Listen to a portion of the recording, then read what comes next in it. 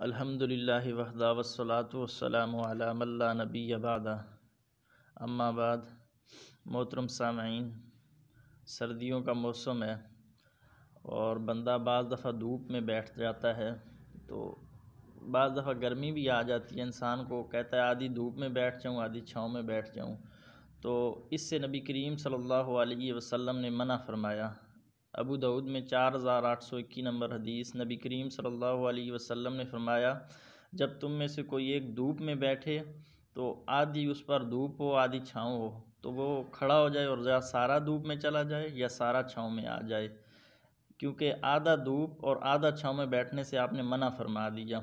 اس میں اگر کوئی حکمت ہمیں سمجھ آئے یا نہ آئے، حدیث پر عمل کرنا لازم ہے، لیکن آج تو سائنسی دور ہے، سائنس نے ترقی کر دی تو سائنسدان اور ڈاکٹر یہ بات کہتے ہیں کہ جب انسان کا آدھا بدن کا حصہ دھوپ میں ہوگا آدھا چھاؤں میں ہوگا تو اس کے ٹمپریچر میں فرق آ جاتا ہے، اس سے بندے کو بیمار ہونے کا خطرہ ہوتا ہے، اس لیے حدیث نے پہلے ہی منع کر دیا۔ اسلام خوبیوں والا دین ہے اور اپنے ماننے والوں کی حفاظت کرتا ہے۔ آپ صلی اللہ علیہ وسلم نے آج سے کئی سو سال پہلے منع کر دیا کہ آدھی دھوپ اور آدھی چھاؤں میں نہیں بیٹھنا۔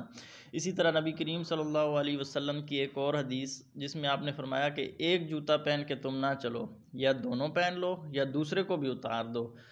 کیوں؟ اگر ایک جوتا پہنا ہوگا ایک اتارا ہوا ہوگا تو جو چلنے میں ہے وہ لڑکھڑاہٹ سی آ جاتی ہے، یعنی جس پاؤں میں جوتا ہے وہ اوپر ہو جائے گا دوسرا تھوڑا سا نیچے ہو جائے گا، اس سے بھی بدن میں جو ہے لڑکھڑاہٹ سی آ جاتی ہے، اس سے بھی آپ صلی اللہ علیہ وسلم نے منع فرما دیا۔ تو یہ ہمارا اسلام ہے، یہ خوبیوں والا دین ہے، اپنے ماننے والوں کی حفاظت کرتا ہے ہر لحاظ سے،